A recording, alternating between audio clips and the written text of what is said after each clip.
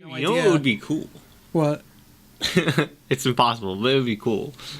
Is if you just like got rid of your kitchen. Actually, hold that thought. I want this to continue, but I want to have this conversation live.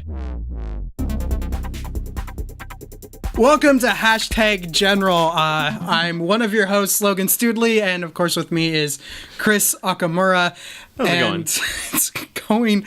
Well, I told you this right before we started recording, that basically I've been kind of sick all week, and yesterday I had a migraine, so James at one point was like, so are we doing the show tomorrow? I'm like, the show must go on.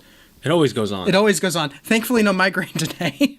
But That's good. no, like an example of like how weird, because I was mostly fine, just really congested. Sure.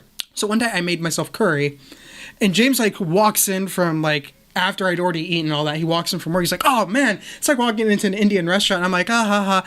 I was so congested. It wasn't until the next day that I get home from work and I just walk in the door. I'm like, "Oh shit!" Yeah. It was just like Curry it was is a like, strong smell. It was like really strong. And I'm like, I couldn't smell it at all the day I made it. Like I was just like, da, da, da, da. And James is. I have no clue how James didn't murder How was me. it? Did James have some? How was it? No, I ate it all. I thought it was good. Even with no sense of smell, I thought it was good. That's about how it goes. That's fine. But yeah, how about you? What have you been up to? Nothing. The esports and gaming seasons are kind of starting to roll back around again. So like all the League of Legends stuff is rolling back up. So that's keeping me really busy. And then we have the Overwatch League starting up in a month or so. Yeah. So just a lot of stuff. All the FGC stuff and fighting game stuff starting to end. Starting to get back and busy after the holiday season. So Yeah, I feel like at my job in particular, for some reason, it was like it took us a month to get back into like Right. focus. It was just like, oh, we'll be ready to go like 2 weeks after the holiday, and then it was like 4 weeks later, and I'm like, are we actually gonna get back into the groove of things? and then you full on sprint down the rest of the year, right? Basically, yeah. I'm just like, oh man, I was looking forward to having, it not be that way. But whatever. So I do want to know, because you were in the middle of a thought before we went live. Right. And I just want to know this full thought. So for anyone that's watching live or watching the VOD or whatever, so to this side, to the left of us is Logan and is basically the kitchen. Yeah, to even give Right, you a like- bit more perspective, if James moved the camera, I think like an inch in either direction, you would literally, like the whole charade would just collapse. Right. So this is all a facade. We're all a lie. Yeah, Like, it's- so basically there's a full kitchen here down like kind of a, would you call it a corridor or a hallway? Yeah, like like, it's a yeah, kitchen, it's- right? So it's like it's one of those like long kitchens. Like it's not a room per se. It's a long kind of hallway type kitchen, right? And there you go. What's the word, James? It's called a galley kitchen. A galley kitchen. Okay. Right. Okay. So I like it. it's a kitchen you would per se find on a boat, right? So while we're looking at camera, to the left or to the right of the camera is James on a computer. way. Yeah. Also to our left, to the camera's right, is James giving directions and signals and cues and running the stream and doing a fantastic job engineering the whole thing and producing the whole thing. But I can't actually make eye contact or see James because of the wall in the and way. I can kind of almost, I can kind of see James, but James has to lean. yeah, James to has to like lean over. Right. So I was saying before we went on that, and I've prefaced this, it's impossible to do. Well, not impossible, but very very dumb to do. Don't do this. So the idea is, if we could get rid of this kitchen, and you move the table into the kitchen, and then you cut out a hole or a window in this wall, and put like a piece of plexiglass in between, or even like, some kind of polycarbonate. That way we could actually have like a little recording booth Right. for James. Absolutely. So I guess, James, I want your thoughts here. What's more important in our apartment? Is it a kitchen or the ability for us to record random shit? I'm gonna say like the structural integrity of the building. Let's keep that. I mean, as long as you put like a headboard on top and had, shims correctly placed, you'd be fine. I don't think this is a load-bearing wall. I hope it's not a load-bearing wall. I would think not. Like, just looking at the structure of this place, I don't think so. I wouldn't think, like, if you just whacked down this wall, it would collapse. But, like, you know, you could check. There's stud finders that you can use in, like, different methods. Because the truth is, more and more, like, James and I have been talking about basically, like, turning, because we're in what is kind of the dining space. I wouldn't call it a room because it's literally just a space where you can, like, eat. And dine, yeah, per se. The amount of times James and I have had conversations about, like a couple weeks ago, he's like, maybe we should put, like, a grid, like a lighting grid on the roof. Like a drop ceiling. Our apartment is slowly becoming a recording studio, and yeah. Actually, the drop ceiling was actually really nice because you could hang anything from it, and, like, it would help with soundproofing because you could put, like... I can't read your face from here because it's just too dark, James. He's either... Oh. Hi, Laura. What's up, Laura? I'm in favor of the no kitchen, but that's just me. I don't live here. That's fine. Yeah, it would be very rough on... But first off, the cost of doing... Not only tearing out the wall and setting up our little recording It actually booth, wouldn't be that much. But also the cost to our pocketbook of having to buy food to dine out That's all the true. time. I mean, this would be cost prohibitive. You could move the fridge and the stove here instead, to, like, where we are. But then, so you're saying You could just move. honestly at that point, couldn't we just shrink the wall? Just make it a little bit smaller, just shave it down, just so that way we have more of a view of James. But then you could, like, cut it off and make it really soundproof. That's really true. cool. All of this is because we want to just spend more time with James. That's true. I just want to be able to stare at him, and, like, when I say something stupid, he can look at me and shake his head. It's the fair. He's been doing that for, like, the past 3 minutes. He's like, why are you guys still talking about this? Anyway. Finally, I do have one more thing before we go on. Did you hear about the guy who got accidentally invited to a bachelor party? Yes, and flew any. And he actually flew out. So I guess my question to you is, if you got an invite in your email from just someone, and it's obviously intended for someone else, there's some other Chris Akamura, they just, like, you have a different digits in the Gmail account, would you fly across the country and go to this bachelor party? Depends where it was and what I had going on at the time. If I was free, if I had the means to do it, I would. Because I thought about it and I realized what would happen with me is I would probably sit there and tell all my friends, I'm like, yeah, I got this weird email from someone, like, to, like, the wrong bachelor party. And what really matters is what happened 5 minutes after I got the email. Because if I hadn't replied going, hey, you sent it to the wrong person, I would probably have, like, completely forgotten about it. Right. And then they would never have known. They'd been like, hey, Logan. So, funny story about this. Why didn't you go? This, of course, to other Logan, but... So you could end up throwing this up at some point, but I got this text message the other day, right? So this is what I get, right? Oh, damn. Right? So God. It's basically a girl that thinks that I'm a guy that she met on a dating site and sent me a picture of her boobs, right? And it's a lewd photograph. Yeah. But, so I told her, hey, baby, it's blank. yeah, so I told her she had the wrong number. But she, in the picture, there's a small piece of her arm showing with a tattoo, right? Now, to me, the top of the tattoo looks like a cat. And I'm very curious of what the tattoo is. Did you ask her what the tattoo was? So, yes, I continued this conversation. So I said, sorry, you have the wrong number. And then so she apologized, and we started to talk. And she was like, are you at least a guy? I was like, yes, I am at least a guy. And I go, hey... is the tattoo on your arm a cat? Okay. And she goes, so do you like boobs? And I was like, wait. I was like, I'm in a very happy relationship, but what's up with the tattoo? And so she continues to be very forward in her advances. But I just want to know about the tattoo. So finally she goes, yes, it's a cat. Stop asking about the fucking tattoo. And then I go, thank you. And then I proceed to block her. I will say, too, that Jenny, my wife, is also very invested in the tattoo at this point in time. because I showed her the picture and she also thought it was a cat. And so it was like inquiring minds have to know. Yeah, I have to know. I'm not, dude. I will meet this girl in person. Like she's ready to go. I'll meet her in person. Look at the tattoo. Hi, and then I'm Chris. This is my wife. Right, and Jenny. I will show up. Show us the tattoo. Show us the tattoo, and then we will bounce. Right, like this is like that's at the point that I was at where like she didn't answer this fucking message, right? So like this is these things happen from time to time. Oh my god. So at least we know it's a cat. It's a cat. Yeah, it's a very realistic cat too. It's a very she didn't send me a picture of it, but like you can tell it's a very detailed cat. All right.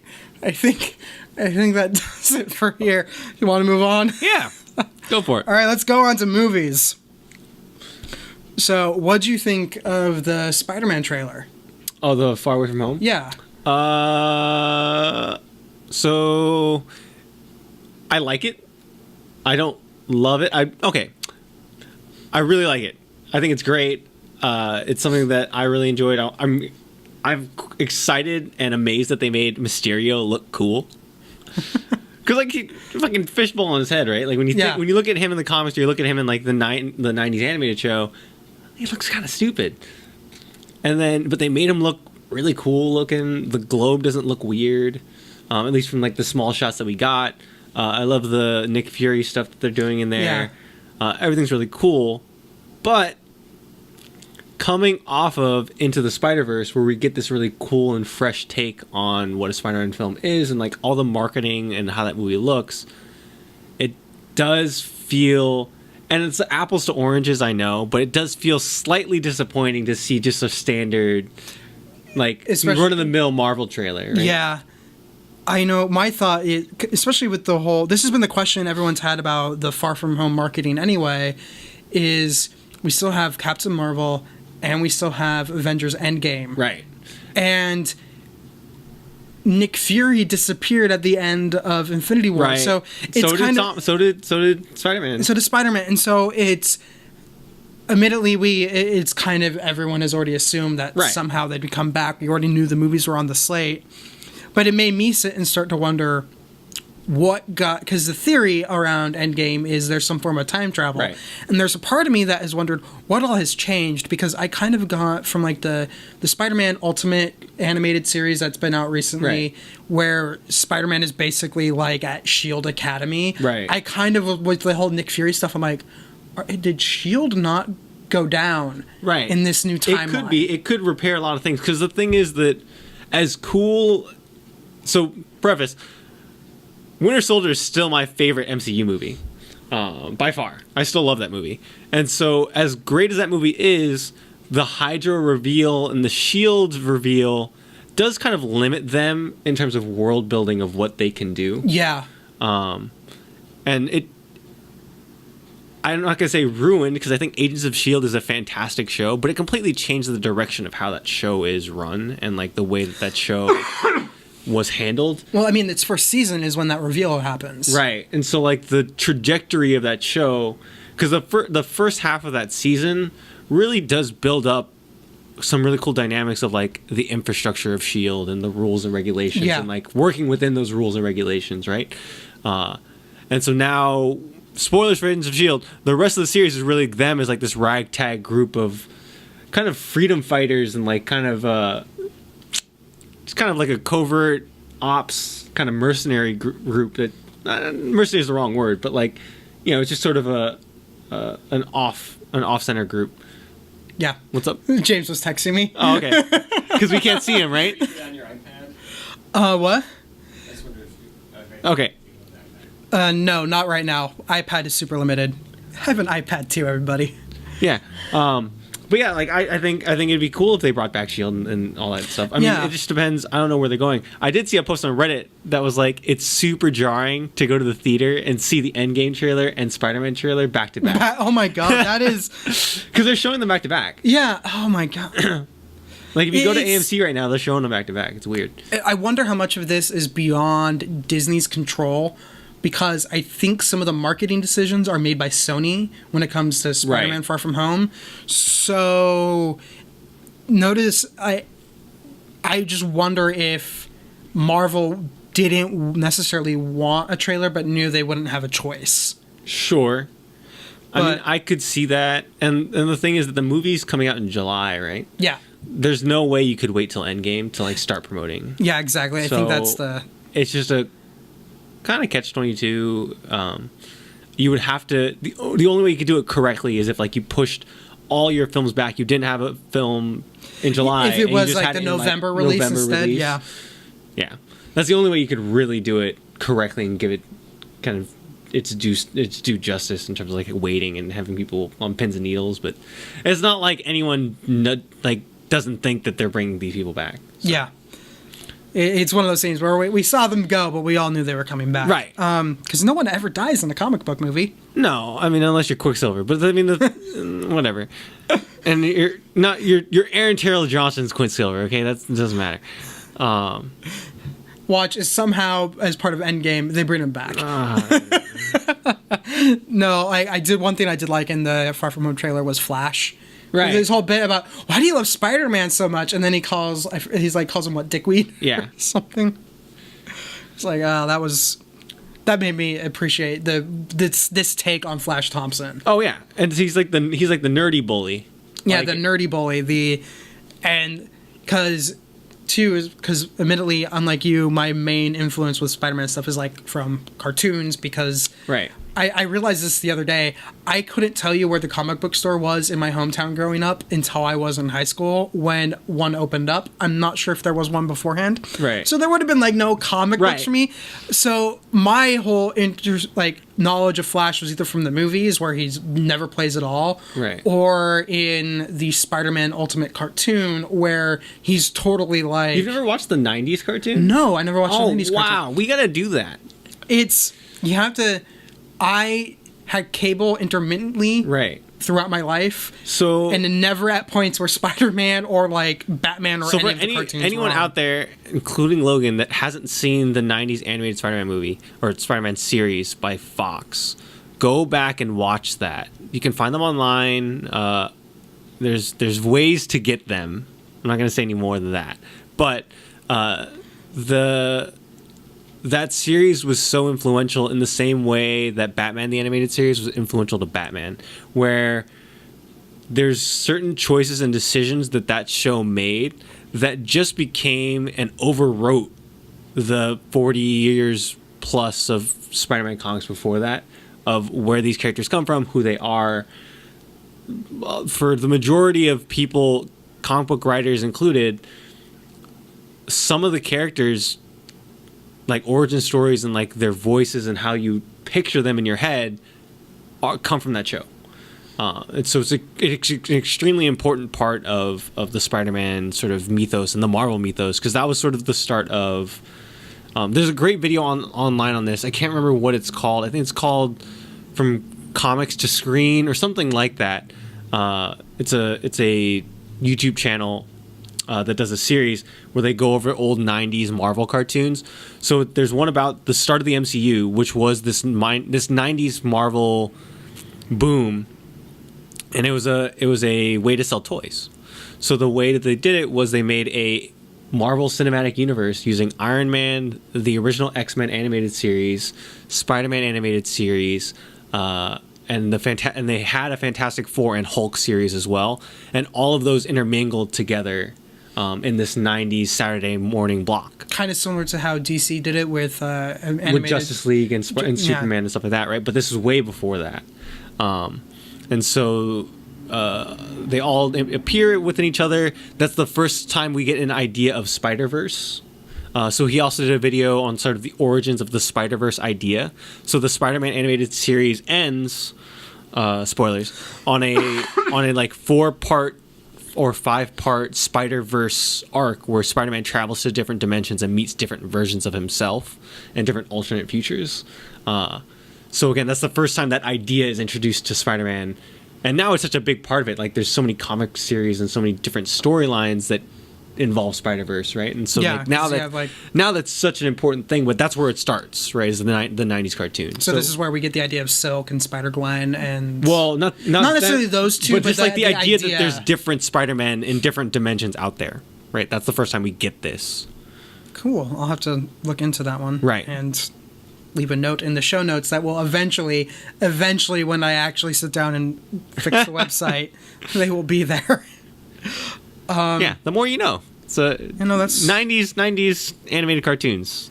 Well, it's kind of interesting because you bring that up with my biggest concern to like kind of pivot entirely. I still haven't seen Aquaman, but my biggest frustration with like DC's attempt at having their own little cinematic universe, even though they called it something else. Right. Was the DCEU. It was, like the extended universe or something. Something like that.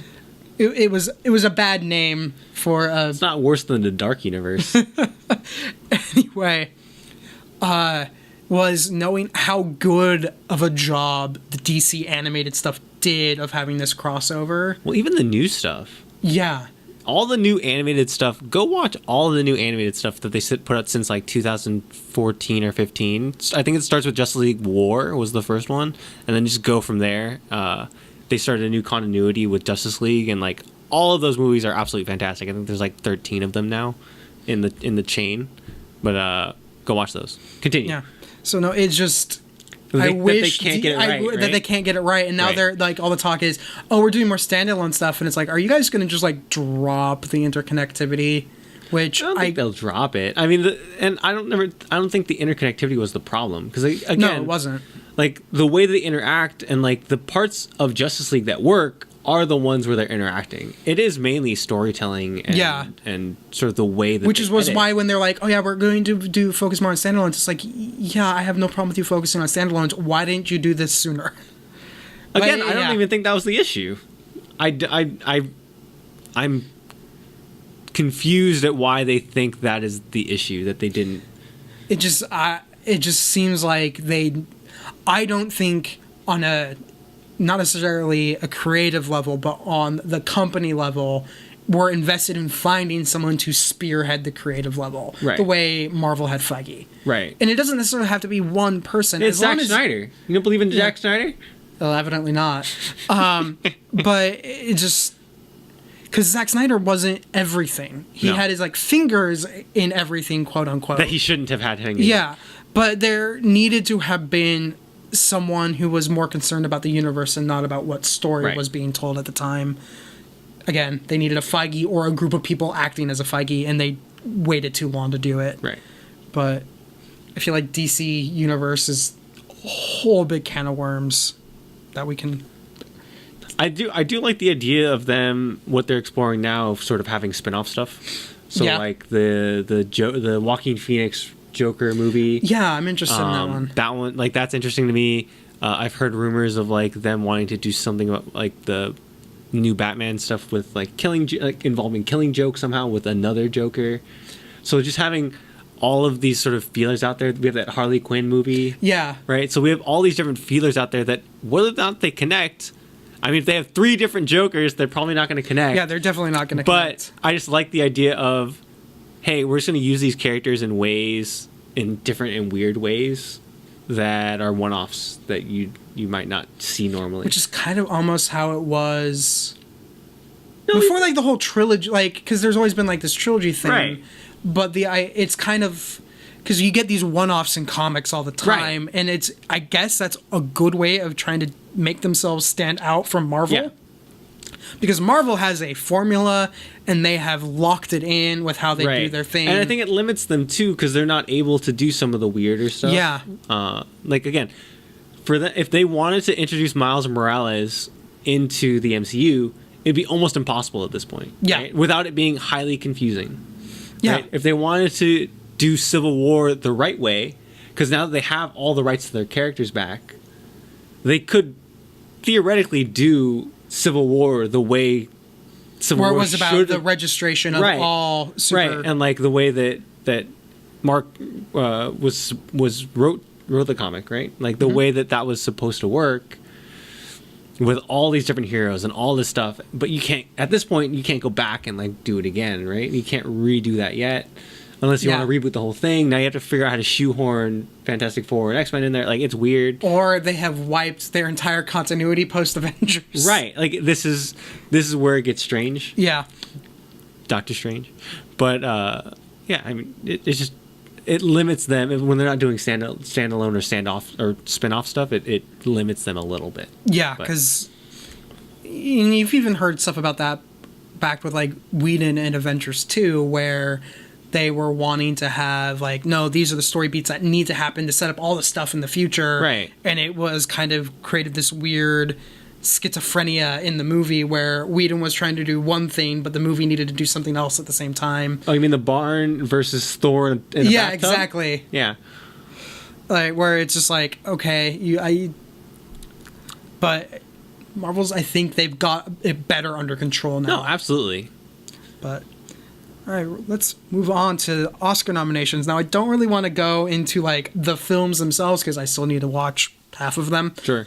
But Oscar nominations came out, I believe it was Tuesday. So Black Panther. Yeah. Controversial opinion. Okay, hot take. And I don't think it's a surprise to anyone that listened to my spiel last week or just right now. Into the Spider-Verse should have gotten a nomination ahead of Black Panther. Yeah, like that's actually not. You're not alone in that hot take. The amount of people I've seen online where their hot take was, it's cool. It's the first comic book film that's been nominated for Best Picture, but it wasn't even the best comic book film last year. Yeah. So that's a general hot take. But I think every time Oscar nominations happen, I feel like I give the same spiel to people over and over again. And it's something a lot of people, when you talk about Best Picture, they're assuming that it's actually somehow, when people vote on it, they are objectively looking at all the films in question and going, no, this is the best picture of the year. And they're not always right. It's a popularity contest. This is the Hollywood equivalent of prom. You have a bunch of people throwing billboards up saying, hey, vote for me. Right. And it becomes a weird popularity contest with parties where you have to schmooze, you have to get all your ads out there. And it's like there was an interesting thing that came out in Hollywood Reporter where only 20% of Americans can name like the Best Picture winner from the year prior or like the year prior to that. Last year, Shape of Water. I had to think about it for a couple minutes when I first read that report. And then the year was a big surprise too. People keep getting it mixed up because they keep going, oh, it's La La Land when it is Moonlight because of that whole mix up. But my thing, especially with it being prom, it's like don't freak out if you think your favorite actor got snubbed from a nomination or if you think your favorite film got snubbed. Everything is going to get snubbed at some point. Every person is going to get snubbed at some point. Again, the Academy Award is like a trivia. Like it's a bit of trivia. In 5 years, it's going to be at your bar trivia. What was the Best Picture winner in 2019? And except for that brief period of time around the winner being announced, no one cares. Right. I mean, anyone who works in the industry, myself included, has probably given a fake speech in the shower multiple times. My shampoo is actually specifically chosen to be roughly the same size as the Oscar statue. But it's a popularity contest. Right. Don't freak out about it, because if I say Alfred Hitchcock, you immediately can picture Alfred Hitchcock films, and they are probably Psycho, Vertigo, Birds, stuff like that. I bet most people don't think of Rebecca, which is the only Alfred Hitchcock film to have won the Best Picture award. Right. Let's hear the speech. I'd like to thank the Academy for this shampoo bottle. Oh, it's heavy. Yeah, it's, you know what? All my hopes and dreams are in this bottle. Thank you, James, for the prop comedy. But no, that's I my thing. totally agree with you. And the thing that I point out too is a lot of the time people are voting for different reasons too. It doesn't necessarily mean the best film in terms of just watchability and what, like, as a film.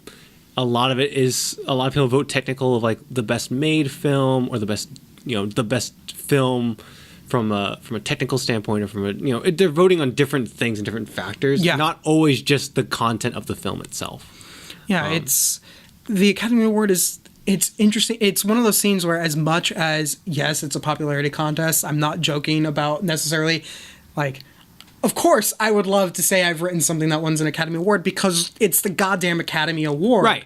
But at the same time, if you're looking at cultural impact or like longevity, it's really nothing. It's kind of one of the more meaningless aspects of a film. Like, look at some of the cultural touchstones of American cinema, and you're not necessarily going to find Academy Award winners except in like the rare circumstance. Right. Like, Or in something like Lord of the Rings, Return of the King, right? Where that is... It's a culmination award. It was a culmination of like the work of the three films, but also at the same time, that was... I was reading something, it's an older piece, I think it was Vanity Fair, where they had done one of those oral histories of the marketing campaign for the Return of the King Academy Awards. And that was like a $15 million campaign just to go for the Academy Award. And one of the reasons why everyone's like, well, what about Return of the King? The Return of the King is like the exception. Right. It is the exception because it was so big and so monumental at the time it came out that it kind of almost had to win. Right. And again, it to me, it won to pay homage to all the work that had come for the other two films. So but outside of Lord of the Rings, it's not like Star Wars got a nomination. Yeah.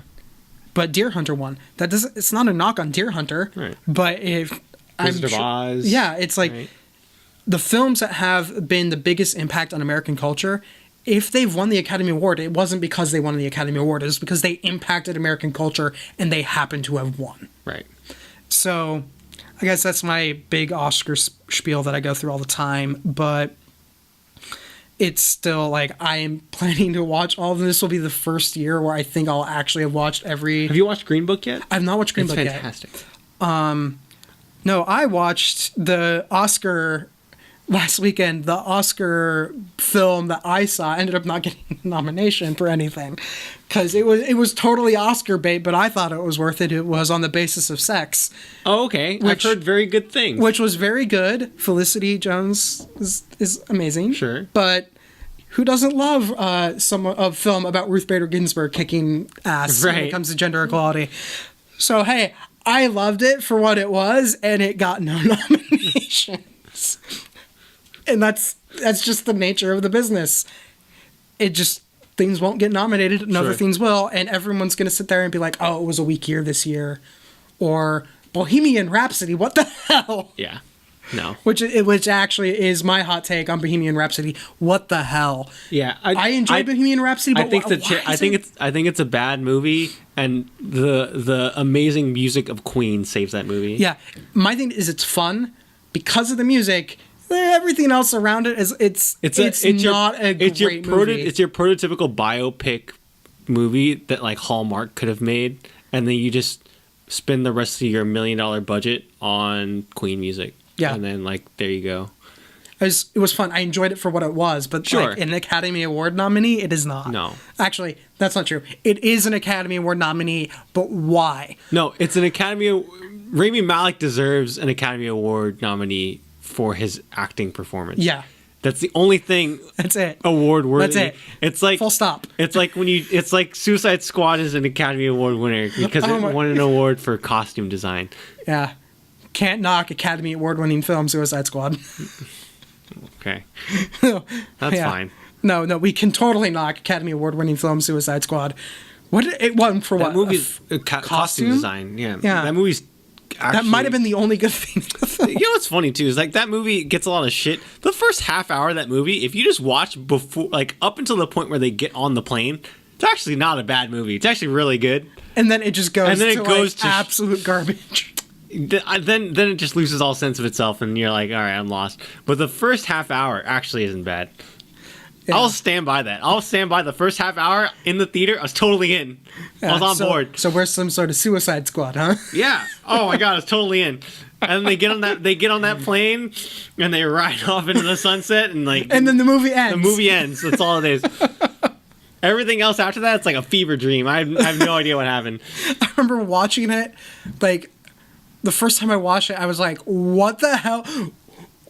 What is going on?" It was just You're right. It's like a fever dream in Dude, the cinema rest of that form. movie, it's so weird because the tone of that movie, from the point they get on the plane and leave to go to the city and like do actually start the action sequences, the tone of that movie is completely different.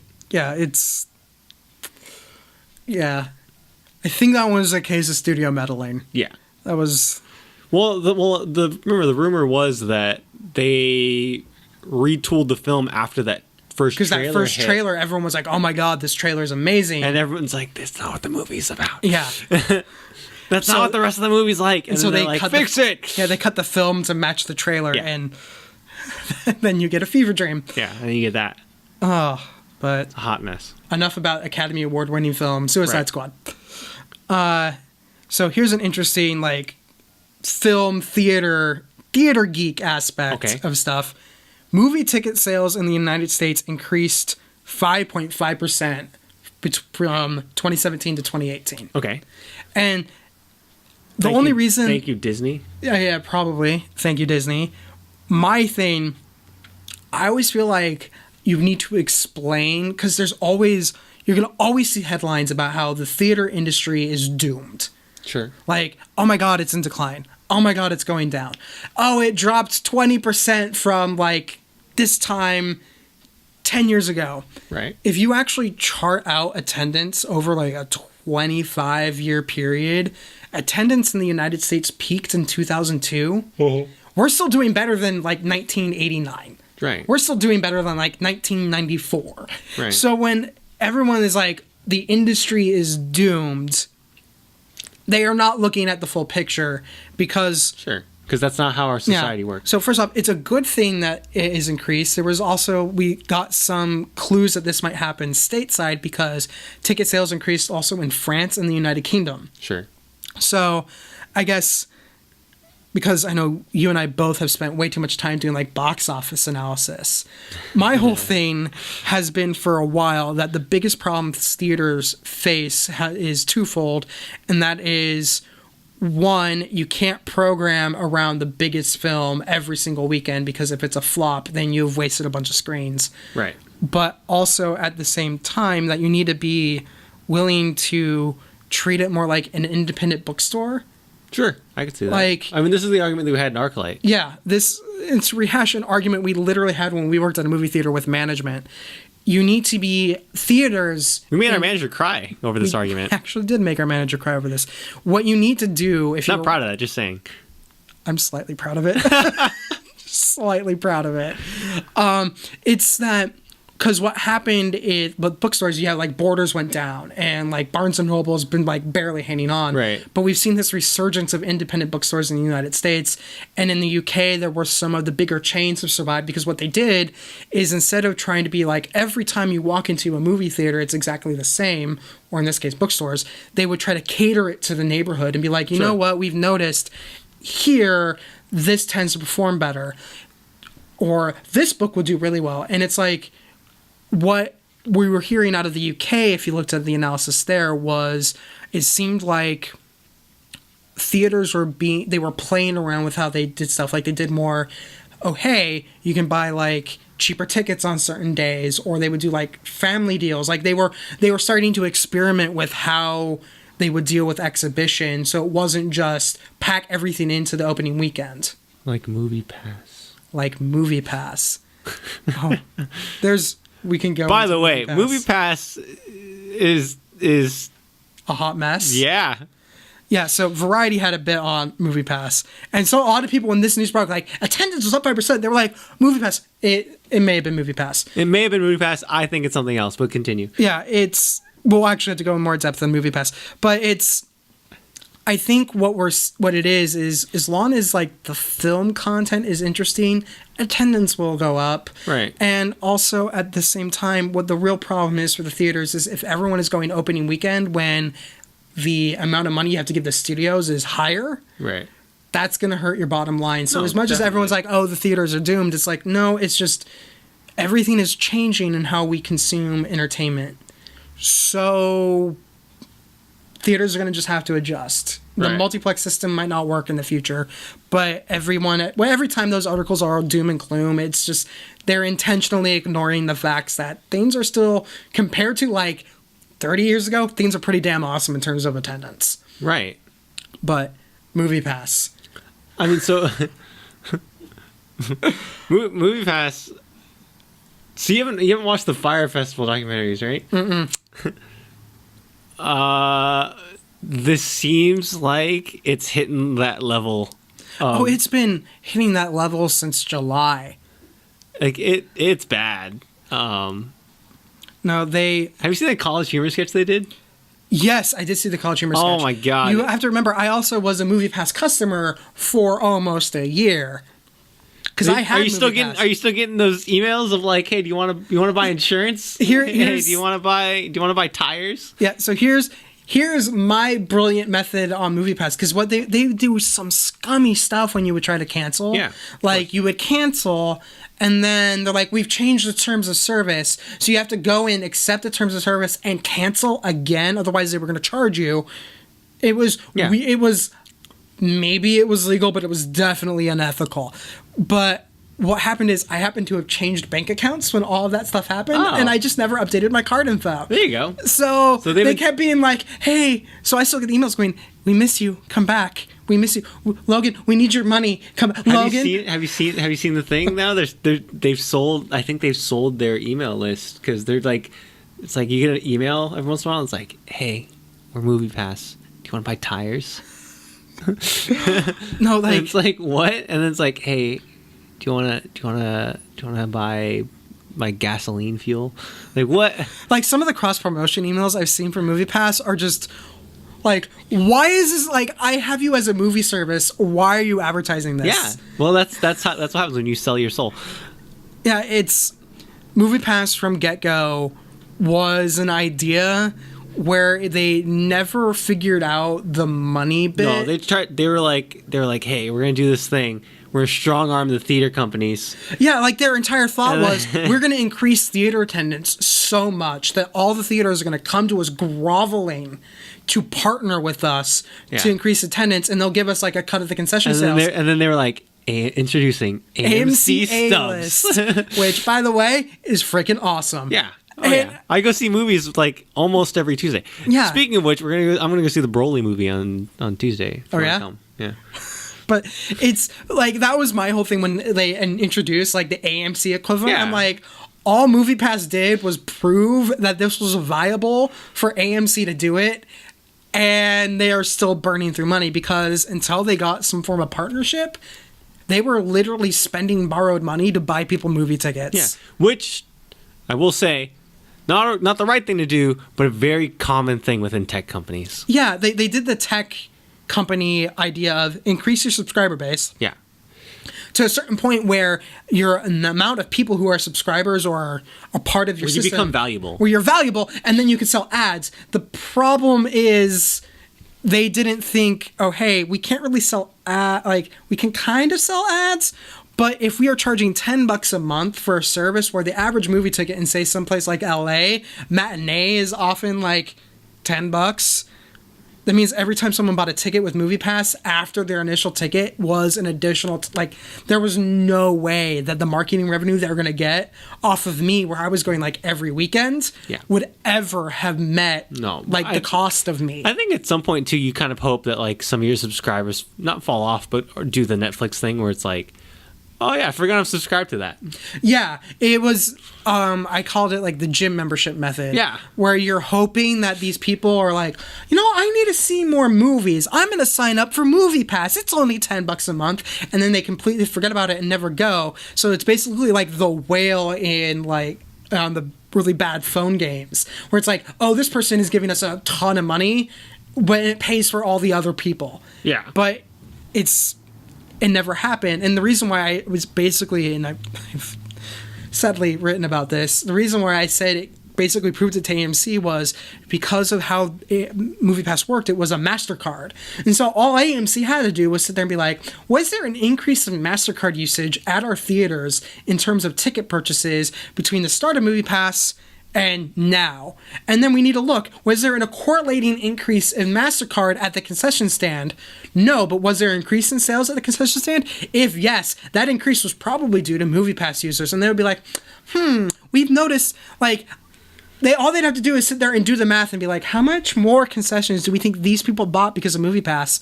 Oh, we can launch our own service at $20 a month and we will make money off it. And that's what they did. And they're probably making money off it. Yeah. And MoviePass, I thought it was gone. It wasn't until like a Variety piece came out where they're like, MoviePass is trying to reboot with new services and new packages. And I'm just like, this thing isn't dead yet. It will be. It will be. It's got to be dead.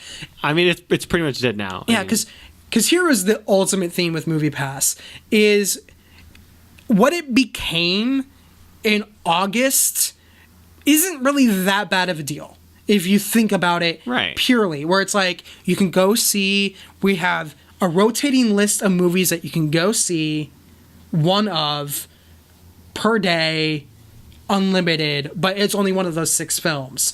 And you would block out, say, the big, like they did with Mission Impossible Fallout, you block out some of the bigger films. You might even partner with the studios to be like, hey, we will like push people to attend your movie, or hey, we won't advertise this one movie just because, you can work with the theaters and all to make it work. It's not that bad of a package if that was the package they started with.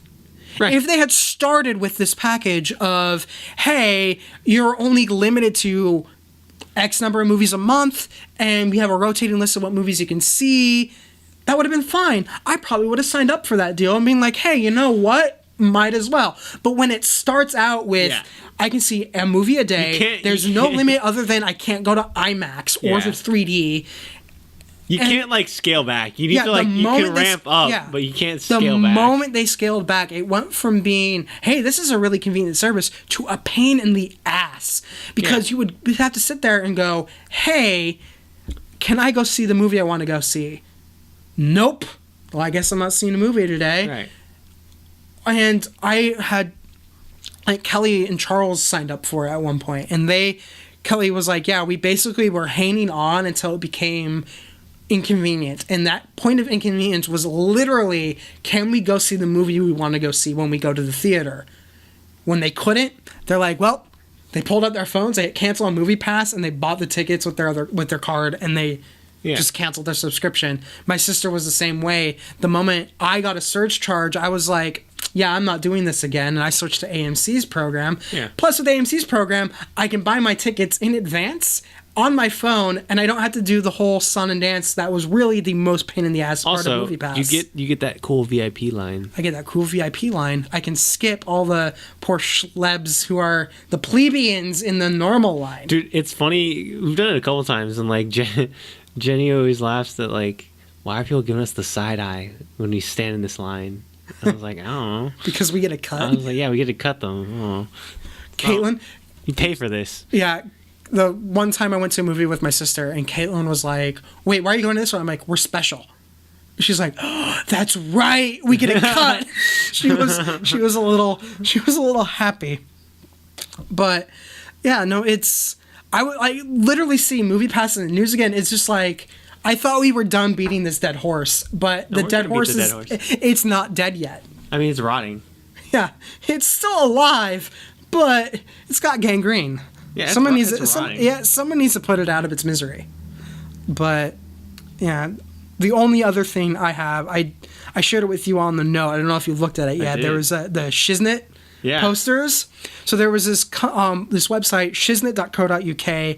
I'll have a link in the show notes when we have show notes. Where they basically it was if the 2019 Oscar movie posters told the real story, and some of them were hilarious. Like A Star Is Born was, they should have nominated the Ask Jean song for best song. Fuck the Queen for favorite. Where is this other one?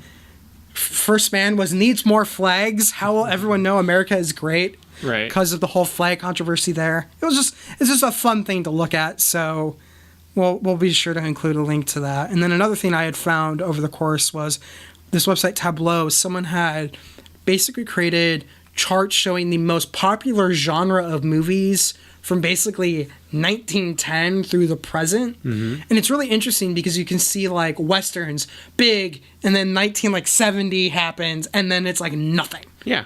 It's like half of all films in Hollywood at some point were westerns, and then There are a lot of fucking westerns. yeah. Then 1965 happened, and everyone's like, wait, why are we going to see these old-timey movies when we can go see Bonnie and Clyde, and then the western died? It's really interesting to go look at, just because you can see how things ebb and flow, but there are some things that have been constant, and other things where you're just like, they just die. And the two things that I noted that died were musicals and westerns.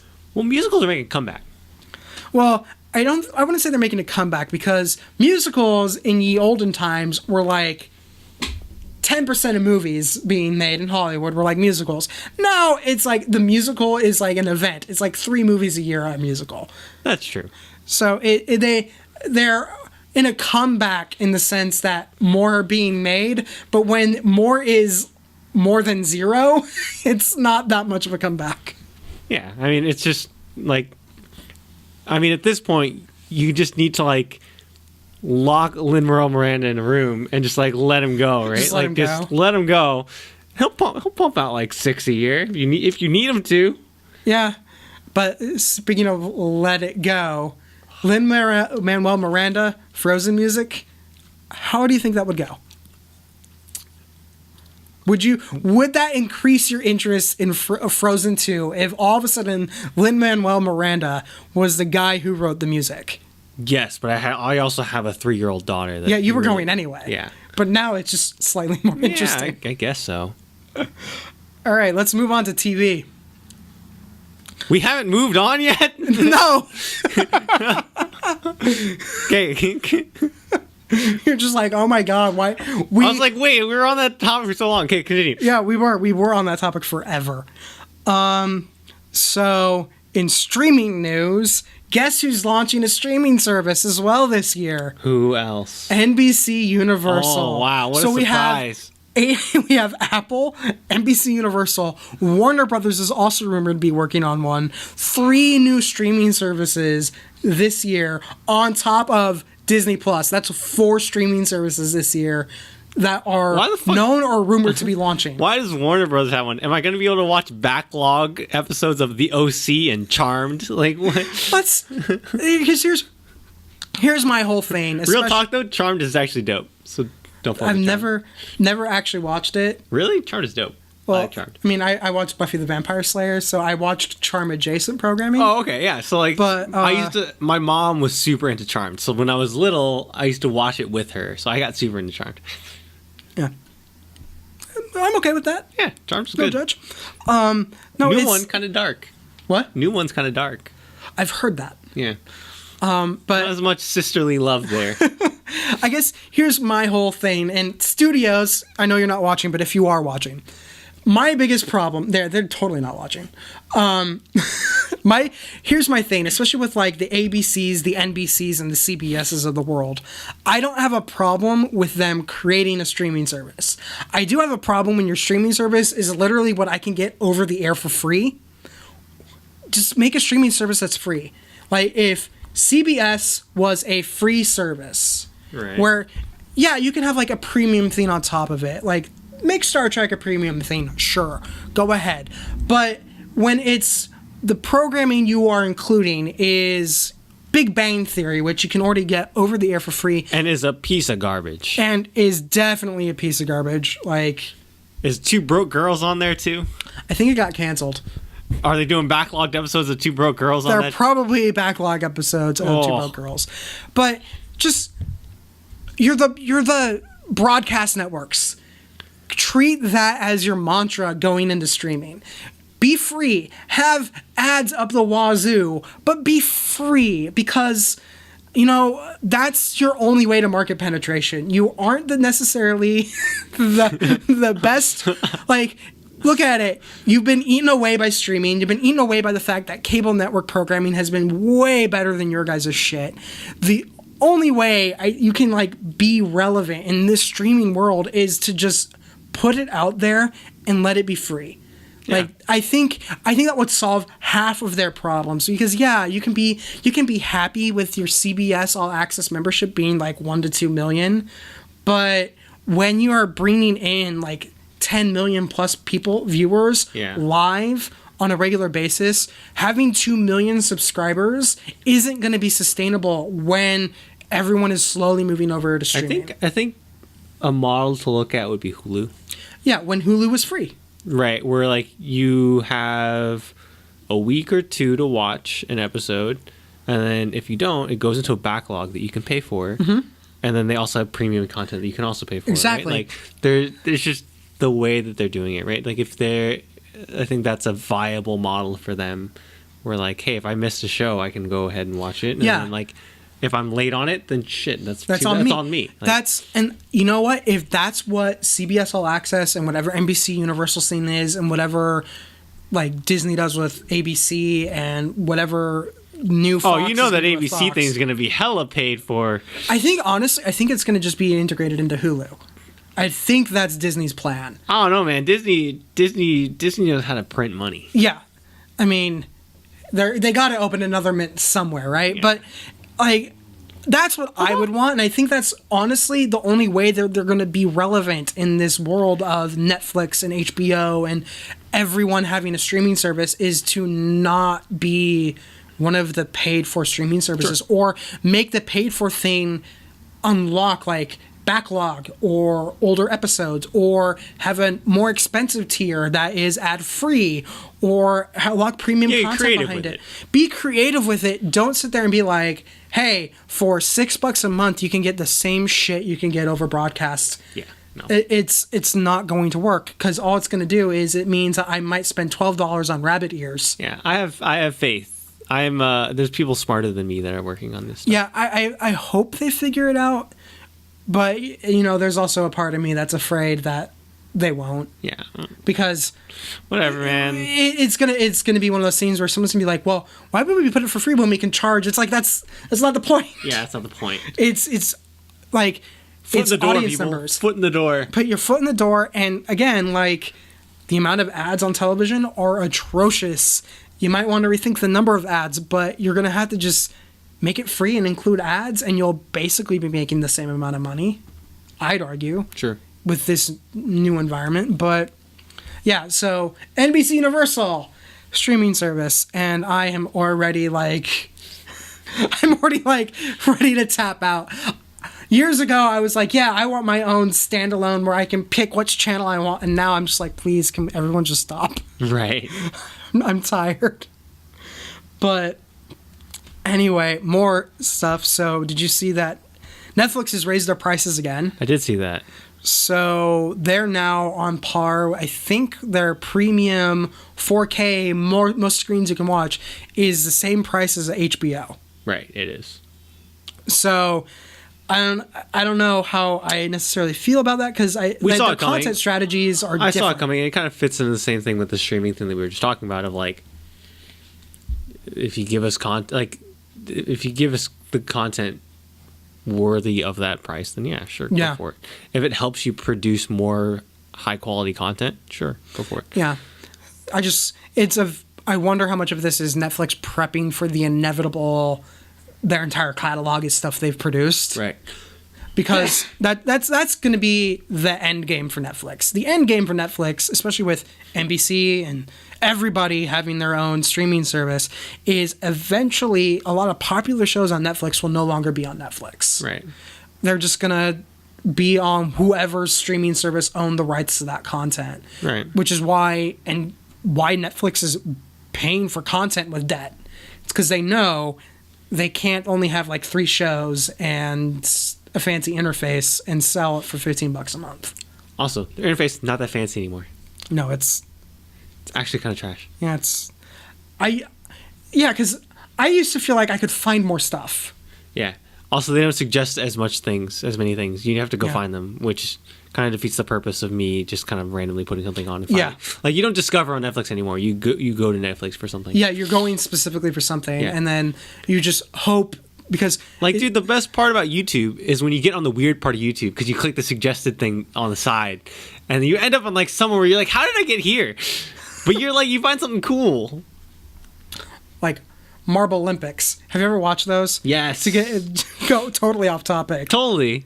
I think like a new season is probably going to be coming out soon. We're going to have to follow that. Dude, if you found us on the weird part of the internet, congratulations, welcome. Hi. Now go watch something else. You probably owe it to yourself to watch something else. Or you probably have already switched. Go watch Marble Olympics. Yeah. So Netflix, it's a thing. But let's move on because there's more Netflix stuff. But let's switch to games. There's more Netflix stuff? Jeez, Yeah. How much Netflix? One more bit of Netflix things. Netflix broke out some of their like viewing information and we're like, we think we're on 10% of all screens. But the thing that caught my attention and caught a lot of other people's attention was their note that they don't really view HBO or even Disney Plus, that's coming out soon, as the real competitor because they said their biggest competitor is Fortnite.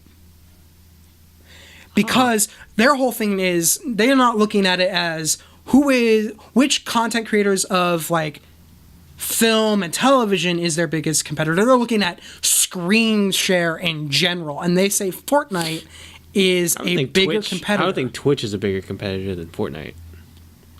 They're talking literally about people playing Fortnite. I know, but I would think that Twitch as a platform would be more of a competitor than Fortnite. Yeah, I saw that and I just was kind of like, I never thought of it that way though, where of including a video game in like the metric of. I mean, it's all time, right? Yeah. It's all how do you spend your time and how do you spend your day and like yeah. You know, how do you spend your screen time, right? So it's like for people like us, we have a lot of screen time. Yeah. And the thing is like I know it's this way for me and probably for you too. Of like, if I'm playing something or I'm never watching one screen. Right. I have multiple screens going. So I don't think Fortnite per se is it is a competitor in a certain way, but like I guess we're a sort of small demographic of like, hey, if I'm playing a game, if I'm playing Fortnite, I'm also probably watching something on my other screen, right? Like there isn't a time where I'm just like it has to be something pretty serious for me to be focusing on just a game, whether it's something like story based like Mass Effect or something competitive or something, you know, Fortnite I'm just kind of messing around with my friends or doing whatever, right? Like it's not a big deal, but I can see that as a concern of theirs. I think Fortnite kind of disrupted the entire entertainment industry. Yeah, it caught everyone off guard because I remember first hearing about Fortnite. I think the first time I saw anything of it, they like did a demo at like E3. Was it the one where they were building walls and stuff? It was like the single player mode, right? Yeah, but except mine wasn't E3. I think they did a demo at like one of the WWDCs at Apple. Mm-hmm.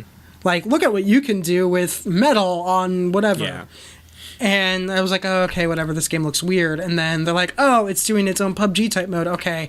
And then all of a sudden it was the thing. I'm like, wait, did I blink and literally miss it? Yeah, that's basically what happened. So, like, the pivot there was absolutely incredible. Apparently, like, 20% of their team were just like, hey, PUBG's real popular. Let's work on this thing really quick. And it worked, and they were like, this is kind of fun. And they put it out there. And then slowly but surely, like, not slowly but surely, instantaneously we're like, hey, the other 80% of our team working on this other stuff is now shifting over to Battle Royale because like, this is where our money is. Right.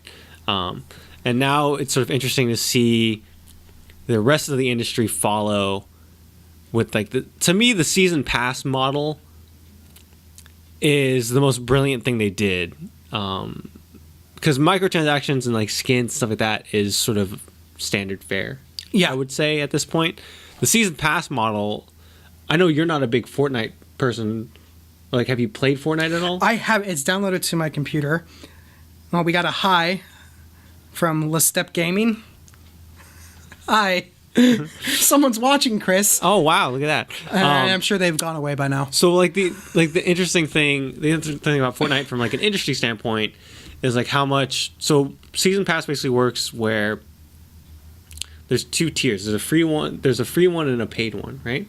So throughout a season, which is usually, I think for Fortnite, it's 3 or 4 months. I think it's 3 months, right? Yeah. So every 3 months, you level up your account through XP that you you get while playing, right? It doesn't affect gameplay at all. It's all just sort of aesthetic, right? Yeah. So by finishing missions and doing certain challenges or doing whatever, you earn XP that levels up your character, and you earn levels on this pass, right?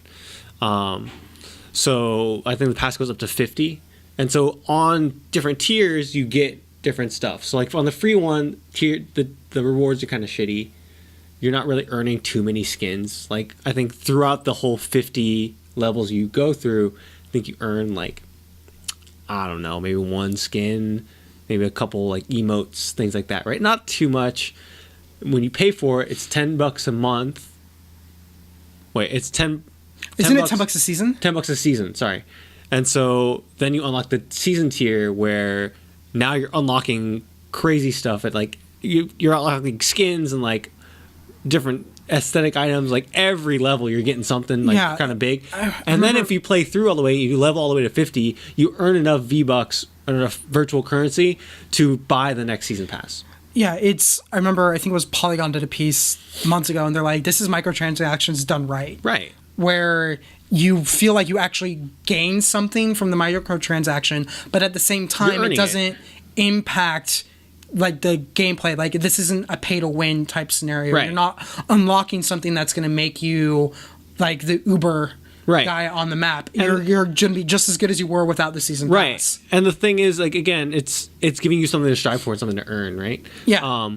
The interesting thing to me is like League of Legends and Dota both have that same model of like purely aesthetic, right? Yeah. And most good games, like Overwatch does it. Like any game worth your time isn't pay to win, right? The only game that I can kind of think of is Hearthstone, but again, for a card game, you expect those levels. Yeah, that's how card games work. Card games work like that. Like it's not. That's literally a digital equivalent to how the card game would work if it was real. It's not anything egregious. Like that's just how a card game functions, right? Like it's not. I don't blame Hearthstone at all for its microtransactions. Like I'm fine with paying for packs of cards. Like that's fine. It's no different than instead of going to the store, you're literally just doing it on your phone. Right. It's not a big deal. The League of Legends thing is interesting because basically what they did was you have League of Legends has always done events, right? So for their holiday season, so for Worlds they did an event that led in, like I think their event went from Halloween. It covered Halloween, Thanksgiving, Worlds. It covered like I think the beginning of December, right? So that was like the whole event that they did for Worlds, right? And it covered a whole bunch of stuff. And basically what they did was every week there's 5 missions that give you tokens. Yeah. And then you can buy like skins or chromas, which are different colors for the skins, things like that, right? Icons, things like that. And your top prize was a prestige version, like a very rare version of a skin. So for that one, it was Prestige KDA Kai'Sa, which I play Kai'Sa. I like the KDA stuff. So of course I want that skin. So the KDA stuff was... Right. So like, of course I want that skin. So what they did was, you can't get it purely from missions. The missions, I think, give you... If you complete all of the missions, I think you get something around 1,000 or 1,500 tokens. The skin was 2,500 or 2,500. So you need an extra 1,000. So basically what it did was you could buy a Worlds Pass or an Event Pass, and you would get tokens for every game you played. You would get more or less depending on what game mode, whether you won or lost, how you performed, etc. Right? Yeah. And you would get tokens toward whatever you wanted, right? So I think it's $12 for that Event Pass. So again, kind of the same thing. You're just you're not paying for something in particular. You're paying for bonuses to help you earn stuff, not quicker, but just earn things that you wouldn't normally be able to earn. Yeah, and that's the thing I've taken from like everyone talking about how Fortnite does it right. Was the idea that if you're the kind of person who's only playing Fortnite like once a week for maybe an hour, it's probably not worth it for you to get this pass. But if you're playing it a lot, it is worthwhile for you to get the pass. Yes, absolutely. And that's the thing, is it's worthwhile. And how many other games where it's like, again, it's not. It's the same thing of like, if I'm putting that much time into it where it is worth it, I want to give the developers something as a thank you, right? Like you want to go ahead and say, hey, thank you for all this stuff. Continue to do this. I'm going to support you. Here's my money. So and then you're doing that while also getting something in The return. Verge reported that it's estimated that last year Fortnite made $2.4 billion. Yeah. Not surprising. Yeah, and I think that's why everyone has been paying more attention to how they handle their microtransactions. Because remember, look at Battlefront 2, how everyone freaked out about how EA handled microtransactions because Right. EA didn't do a good job with their microtransactions. And then look at the flip side of how Fortnite handled it and how everyone's like, this is good. So, I actually, looking back on it now, I don't have a problem with EA's use of microtransactions in Battlefront 2. I have a problem with the use of, or like with the progression speed Yes. at which the advantage was given towards those microtransactions. Yeah. If that makes sense. So like if it'll take me 8 hours, like a full day of work to unlock something and get to the point where like I can be competitive and be fine, great, fine. Like to me, it's like if it's $10, right? If I'm making $10 an hour and it takes me an hour to unlock something, perfectly fine. I'll pay the $10 if I want to, if I don't want to spend the time, or I'll work it's like a job, right? I'll work the hour to get this thing that I want. Not a big deal. The problem was that it was so egregious. The progression was so egregiously slow. Like they did the math where it's like to unlock Luke, it was what, 60 hours? Yeah, or you can pay the $20 or whatever. Like, Yeah, it was. it's egregious. Like, just no, that's not how that functions. Yeah, it was. But you know what I mean? Like, if it's fair, and it comes down to a game respecting my time, Yes. right? And like, if it respects my time, I'm fine with someone paying for it to get ahead because I can just put in the time because I understand that like I don't want to pay that, but I can earn and get to that point. Yeah, right? exactly. But if it feels like I don't think I finally broke down and bought Battlefront 2, and I don't think I'm ever going to get hit 60 hours. No. Like, and that's the thing is like unless you are willing to put in an egregious amount of time to get something, it's like just Yeah, like my NBA 2K thing. yeah, like you have to respect the user's time. But speaking of EA and Star Wars, Kotaku broke that EA has finally killed fully the visceral open world first person story driven Star Wars game. Spoilers. At the Game Awards, I already knew that happened. So I talked to some people at Game Awards. I'm not going to name names, but I did. I saw on a phone some footage from that game, and I saw, and they told me that it was most likely like 90% going to be canceled.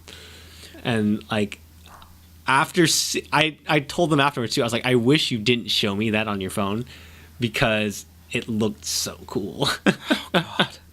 It was Star Wars Uncharted, like, and it was, from what I could tell, pretty far along.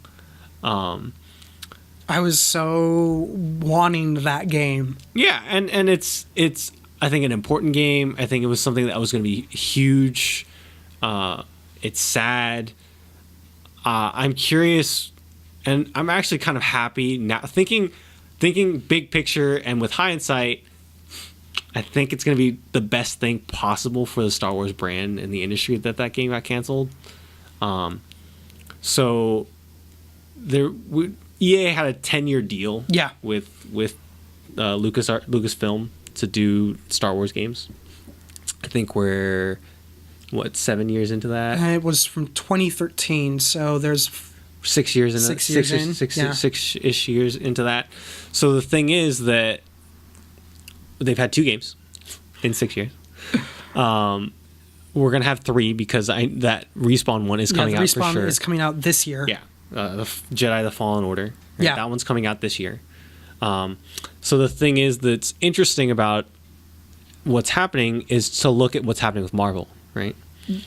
So Marvel is taking sort of the Marvel they're taking the Kevin Feige approach to things, right? Where it's, hey, we don't care about, because I think the Lucasfilms thing, what it sounded like and what it felt like was, hey, we want to make games.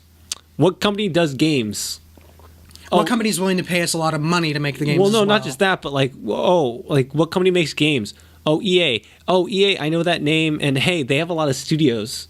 Let's give it to them. They can probably make a ton of games at once, right? And then nothing, right? But like, and that's kind of, I think, because it's a Star Wars license, like everyone's very into what's going on and like very much into the weeds of like knowing and information about a game and like early in the process and things like that.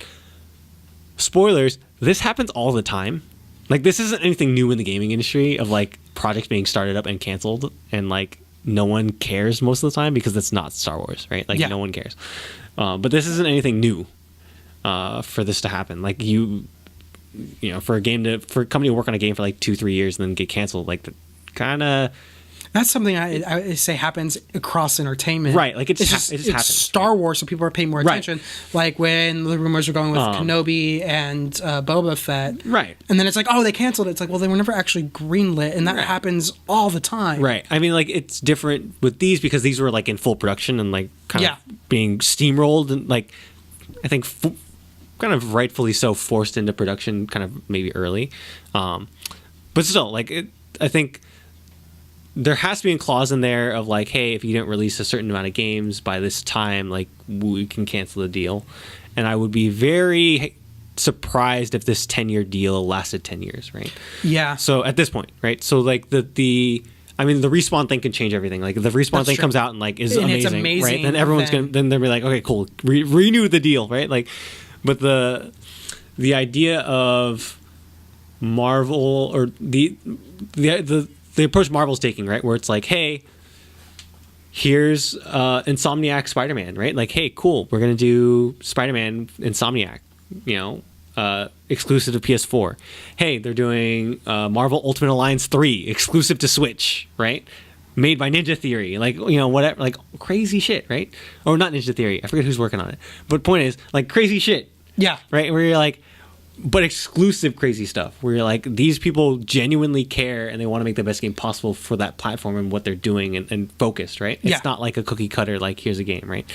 And that was sort of the approach that EA was taking, but again, it's all under the branch of EA, and so EA does have different motives and different things, where now if you take your license, like if Lucasfilm shopped them around and really looked around the industry of who fits what and who does what, right? Which is basically how LucasArts used to do it, right? No, LucasArts used to do it all internal, which is crazy to think about.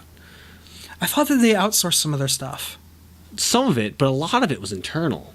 Like, a lot of their great Star Wars stuff was internal. The only thing that I would say is, like, it depends on how willing they would be like, because doing that's such an involved process. Yeah. And I'm curious to see like the Disney approach, because obviously Disney enjoys what Marvel's doing, right? So like, why wouldn't they take that same approach with Star Wars? Yeah. Right. So I think that they signed the deal too early, or kind of rushed into the deal without really knowing. Yeah, because and I think the gaming space has changed in the last 6 years too. I think like doing a deal like that and doing what they're doing would have been fine maybe 2-3 years ago. Not now. Yeah, not now. Also, especially with the Battlefront debacles, it's like the entire fan base is now kind of almost like, please don't re-up the license with EA. In fact, I believe it was Gary Whitta who wrote Rogue One. Was one of the people behind the writing process in Rogue One. I don't think he got credited as writer, but he got story credit. It says written by Gary Whitta. Yeah. I thought he only got story by credit.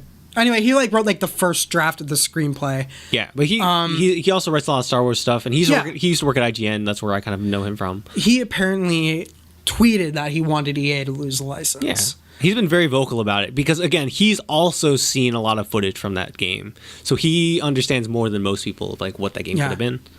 It's sad. It's sad. Yeah. But again, understandable, and again, in the long run, I think it's going to be the best thing for it. Let's hope you're right, but man, you just said, "Oh, it was so good. I wish you had it." Oh, man, I wish that game existed in some form. It might someday. But Unseen 64, go get on it. But finally, as proof of our impact on the world, We talked about how Sony had only opened up Fortnite to cross-platform play because it was Fortnite and it was so big. It has now opened up cross-platform play, or it is in the process of opening up cross-platform play for Rocket League, and I think that it's open. Yeah. I think that is us. It is 100% totally due to us. Yeah. Talking about it on the show one day before they broke that announcement that Yeah. it was going cross-platform. I mean, we called it, right? We called it. It's the thing that's interesting is Full like, credit to us. the interesting thing is, again, like the industry's evolving at this point, right? Like Fortnite's changing everything. Yeah. So like the play anywhere with anyone on anything idea is sort of been like a pipe dream for a long time. Yeah, and now it's no longer a pipe dream. It's a Right. thing. It's a thing, and it's working. And it's kind of proving that, like Fortnite proved that if a game gets big enough, it can force its will onto a company. Also, I think it proves that allowing cross-platform play isn't going to kill your platform. Right, and it's going to do nothing but help your platform. Exactly. So yeah, I think it's great. I think it's a good thing. I hope that we see more collaboration in the future. I mean, Microsoft had an ad about cross-platform play with Nintendo. Right. Like, obviously, some people in the industry see this as the way moving forward. Right. But yeah, it's great. Plus we have the rumors of Minecraft Steve and Smash Brothers. I'm like really excited. I'm like actually really excited about that. And Doom Guy. Like you're laughing, but like, these are actual. No, I'm just sitting here thinking. I'm like, is Smash Brothers going to just be like every character? Well, that's what they want. Every game. Well, okay, so is the Master Chief going to show up in Smash Brothers? Well, going back to the Game Awards, right? Like the idea of Joker from Persona 5 yeah. going into like that blew my mind. And then when Reggie gets up there and it's like, we're getting characters that no one thinks will ever be in Smash Brothers, right? Like that opens the door, right? That opens the floodgates. And then when they data mine DLC and one says Doom and the other one says Steve, like there is some idea that like this stuff is coming. God, that would be crazy. Like I'm now trying to imagine how would the Master Chief work in Smash. Dude, like it's insanity. It's gonna be insane, and I love it. But no, final thing, because we were talking in the last episode how James and I James had found his old copy of Carmen Sandiego. Yes. And somewhere, we still need to figure out how to make it work, but we were talking, and of course we love your input and input from the people who are totally watching right now. What other games? Because I have somewhere, not the original Oregon Trail, but I have Oregon Trail 2. Okay. On disc somewhere. The forgotten one, because everyone just thinks of Oregon Trail. Yeah. What other game, like, because James was like, we should like play some older games. Mavis Beacon typing teacher. Like, so, like, I would love to do Oregon Trail 2. I would love to do Carmen Sandiego, but like, I remember as a kid, not to be racist, I was like, why is Aunt Jemima teaching me how to type? I was a kid, man. I don't know. This is a black lady talking to me to teach me how to type. you were a horrible child. I don't know, man. I remember eating Aunt Jemima's like whatever pancake mix or whatever. I just remember seeing that box all the time. And then I remember when I was at school, this lady would pop up on the screen and teach me how to type. And I was like, oh, dude, Aunt Jemima's teaching me how to type. No, is there like what other games do you think we should like bust out for when we finally I brought this out last week, and I know you had your it's Spy Fox dry cereal, right? So in that game, he's a spy fox, and all the world's milk has gone missing, and so it's named In Dry Cereal. Oh my god! So you had to find the world's supply of milk. So spoilers: stolen by a cow. He's an evil cow. Evil cow. He's like he has a lair. It's like a cow head with horns. So we have Spy Fox, Oregon Trail 2, Carmen Sandiego. Like I'm trying to think. I mean, like old Roller Coaster Tycoon games, but like those are still so much fun. Yeah. Trying to think. I think you have don't you have Roller Coaster Tycoon 3, James? I mean, I know I have 2 on Steam. Yeah, I have from. I have somewhere like. I'm a big Tycoon guy. You guys Tycoon guys? I honestly, this is weird. Is like I never played like Roller Coaster Tycoon 3, even though that's like the kind of game I would totally play. You seem like you'd be a Tycoon guy. I think I just did Roller Coaster. Right? What other tycoons are there? So there was 2 Point Hospital, or not 2 Point Hospital. I forget what it's called, but it's like you make a hospital. But there's a new version of it called 2 Point Hospital that is absolutely fantastic. Love it. I played the shit out of that game. You can check out my stream. I streamed that game for over a month, like daily, for like 2 hours a day. Oh my god, I love that game.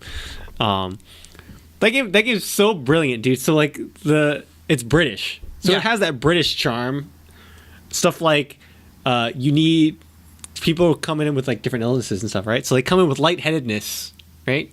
Lightheadedness. So you need a debulbing station. Right, so you build the room and it's a debulbing station, right? So all it is the people walk in and they're lightheaded, but they have a light bulb on their head. So they go to the debulbing station, it unscrews the light bulb and puts a head on them, and then they walk out and they're cured, right? Like they get mercury poisoning, and they walk in and they'd have to talk to psychiatrists because they're dressed like Freddie Mercury. Like stuff like that, right? Like that's the whole game of just like, but you're managing this hospital, you're managing the staff, you're managing like, it's a typical sim game or typical like tycoon game. But like, man, that game's hilarious and it's awesome. And we feel so like people die in your hospital, they become ghosts. So your janitors need to be trained in ghost catching duties. So you basically can have like Ghostbusters. Yeah, you have to have hospital. You have to, because otherwise the health officer comes and it's like you have ghosts everywhere with ectoplasm, like you can't, and they give you like an F on your health rating and they close down your hospital. So you like don't do that. Like you need your janitor needs to have ghost catching abilities. The problem is like later in the game you're stuck with shitty staff they have to train. So I always recommend to people, your shitty staff is going to kill people. So make sure the first thing you train is that fucking ghost catching mechanic. Because then if your janitor knows ghost catching, you can hide your crimes before the health inspector shows up and you don't have 50 ghosts running around. Because your shitty staff will kill people. I'm telling you. That's where that game gets fucking hard. Oh, God, no. You'll lose so much money. I remember you told me about that game and I'm just like, it's on my Steam list. I'm eventually going to play it. But like as a kid, because I don't know if we talked about this on the stream, but I know we've talked about it, you and I, where my parents were restrictive in what games I could buy, and I was also on a Mac, which meant I was super restricted on what games I could buy. Right. So my games are like SimCity and Civilization. Dude, SimCity. Dude, I have somewhere, I think I got on SimCity 2000 and 3000. Ooh, 2000 is a good play. 3000 was my jam. Really? I was super into 2000. Here's the thing with 2000 is they somehow, when my parents bought their computer, it came with like this CD of demos. Right. So I played the SimCity 2000 demo to death, but it would only last like 30 minutes. I got good in those 30 minutes, but by the time I finally had like the money saved up to go buy SimCity 2000, 3000 was out. Right. So I bought 3000. So I played that to death as a kid. Dude, so get this. And this is also another game we can play. I have a weird, well, I mean, I've kind of shown it here, and you know this, and you both know this. I have weird knowledge and facts about random shit. Yeah. Right? Like just random stuff, right? So I think we were watching, I forget what Disney movie we were watching. I think we were watching Beauty and the Beast the other day. It came on TV. And I had like a weird amount of information about Beauty and the Beast. Just kind of like in my head, and then Jenny was like, "Why do you know so much trivia about Beauty and the Beast?" And I was like, "So when we first got our computer, it was like what the mid 90s, right? Yeah. Our computer came with like I think the package my dad bought, it was from Gateway." Right, and it came in the cow box, right? And so the package that it came with a game called The D Show, which is a Disney trivia game. Oh my god. Right? And so that was the only game that we had on the computer, which is like the new thing, right? So like I didn't want to play my N64 or whatever because I was like, this is new. Like I don't know what this is, right? So then the D show was like, That was your thing. that was the thing. I just sat there and played Disney trivia by myself for like hours on end. I knew every answer to that fucking game, and there were 3 discs on that game. Oh my so God. I knew every piece of trivia on that. I know so much random stuff about Disneyland from like the right, like weird stuff. Oh. So yeah, like whatever. No, Can you name the bus on the Haunted Mansion? Because I can, not because I care, because I memorized the answers on the fucking thing. I can't tell you which one's which, but whatever. Now, my closest equivalent is there was a program that came with our Mac that I don't remember what it was called. Actually, it was like EA. I think it was actually Electronic Arts back before they went completely evil. Sure. It was like EA World Atlas. Okay. I don't know if it ever came with like any of that James is shaking his head, but it had like quizzes you could take on like geography and like maps. So I knew flags of like so many different countries to where you could sit there and like pop it up and I'll be like, that's Paraguay. Yeah, That's but, like, Uruguay. And those flags, there's like one difference between Yeah. the two and I knew them. Or like the difference between Thailand and there's one more, Vietnam, I think, where it's just the fucking stripes. It's the order of the stripes. It's like, I think Thailand is like red, blue, white, or some combination of that. And then there's another country that's like, It's like the opposite. I think it's Russia. No, No, it's not be Russia. But I was just like, what? Who? What? Okay. Because I remember having to take it. I remember we were trying to learn. A teacher was trying to learn we were trying to learn flags in class. We were going over flags and teaching. I think it was like one of the world history things on like when it was in elementary school. And so like they were saying, hey, like what flag is this? Like I don't know. Cambodia, I think maybe. Might be Cambodia. I think Cambodia has like a Khmer archaeological site on their flag. I think it's like Kuala Lumpur or something. Or, Maybe. Weird fact though, I can draw a map of the United States freehand. me too. What year did you learn that? I honestly have been such a geography nerd my Oh, okay. entire life. I couldn't tell So you. like, so we would do 8th grade. We were in honors U.S. history with Mr. Jason Mustard, and he's still. I have him friended on Facebook. I should mention him about this. So he would give us a blank map of the United States, and he would test us. So like, you need to draw them. You need to draw the United States. Like here's the base, right? He would scratch out all the state lines, and like he was like, you need to draw them. And and he would do it once a week. So like you needed, like, in order to do well in this class, like you needed to have some semblance of information of like where these states are, right? Well, I think up until like from September to December, you just needed to be able to name the states, right? Like you just like, okay, this is California, this is whatever, Wyoming, whatever it is, right? So then when he came back from winter break, he erased all the lines and was like, draw them. And so we got so good at it that when we were bored in other classes, you guys would just draw. I would draw, like we would play Name That State, right? So like you would draw it. You would draw it, like not with the rest of the United States. You just draw the state, like the shape. And the person would have to identify it. And then you kind of, and then you pass notes back and forth, right? Like California. Did these notes ever get caught by other teachers? Oh yeah. And what did they do? The teacher just like, why are you drawing states? and I was just like, Yeah, no, my problem is I would draw fictional maps. Like, oh, okay. Like I would just be like bored in class and would just be like, I would just start to doodle like this weird map, and then I would start coming up with a history for the map. And I could not tell you what I learned in math that day, but I could tell you the history of whatever land I created. Dude, okay, so here we'll end on this. So the funny story. My senior year, was it senior year? No, my junior year.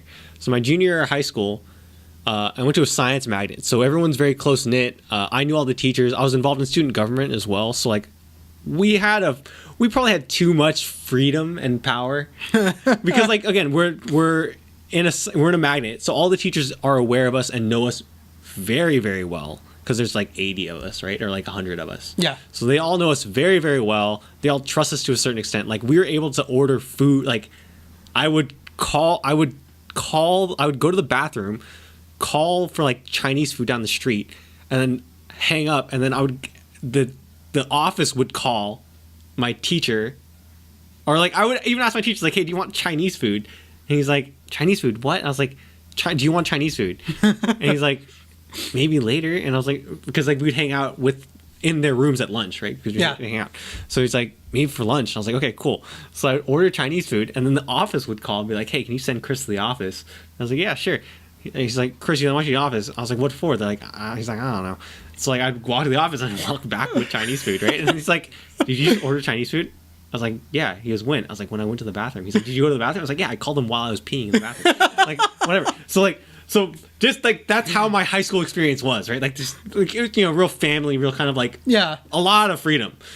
So it was AP chemistry. It was my teacher, Mr. McMahon. So Mr. McMahon was like an older guy, real buff, kind of, you could tell he worked out, real strong guy. Was a Sunday school, was like real religious, but a science guy.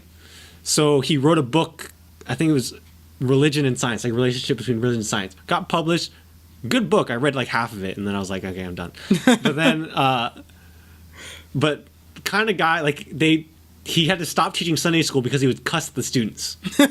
Right? Like this is the kind of guy he was, right? So like if you fucked up an answer, he would go like, what the fuck are you talking about? Like stuff like that, right? So you just talk like very comfortable with us, and he was my homeroom teacher. So like again, very close, very like I had him all 4 years of my high school career. He was my science teacher. I had him as my homeroom teacher the whole 4 years, whatever, the whole thing. All right. So in his room, they had those old chemistry. I don't even know what you call them, like chemistry bars. Yeah, like the little lab station type right thing. So you would sit on a stool and whatever, right? So and they had like the shelving like right above it where you'd put the test tube and beaker and stuff, and like the trench in the middle. Right? So it was after the AP test, and so he wanted to start talking, like, so he said, hey, since we're done with chemistry, like, we're done with chemistry 2 months early because the AP test is in fucking early, May, right? Yeah. So he was like, hey, would you guys be interested in learning philosophy? Because that's like a passion of mine. I was like, yeah. We were like, yeah. So he was like, okay, cool. So I'm going to teach. So we had block scheduling. So our classes were 2 hours. So like, hey, so I'll teach like a half hour, 45 minutes of philosophy. And then you guys can do whatever you want for the next hour and a half. Just hang out, do whatever, do homework with the classes, study, whatever you need to do. And he was like, okay, great. So then me and my friend Mike were sitting on the stools. And so put our backpacks in front and like in the shelving, right? We're playing cards during his philosophy lesson. And so he goes, guys, you couldn't wait? And we go, what? And he goes, pay attention. And I was like, we are paying attention. He goes, move the backpacks. And I was like, okay. And so I start pulling the backpack, and as the cards are falling down, I'm like catching them, right? So I'm like catching them as they're falling down off this bar. And then Mike messes it up, and it like a big stack hits his arm and like falls, and so so as he like moves to catch it, all the cards fall, and so all you hear is and so he just looks at us and shakes his head, and he goes, can I get back to my business? I was like, yes. So, game hijinks. If there's any old school games you think we should take a look at for our thing, please. He also shoved my friend down the stairs. Oh. So if you have any ideas, not about shoving kids downstairs, but about, games that we might want to look at playing, please send them to feedback@quality3.net. But speaking of crazy teachers, because of small school, because my high school is also very small, we had one teacher who always used like the same insult. So like if his pen was missing, he would be like, "What communist pervert stole my pen?" Wow, that's aggressive. It became like the de facto insult. You'd be like, give someone, "What communist pervert did whatever." That's awesome. Yeah, communist perverts was like part of the general colloquialism of the school. Wow. Okay. So, with that note, I think we're going to call it a day. Please like, subscribe, follow us on all the fancy things. And we're going to call it a day and see you in a couple weeks.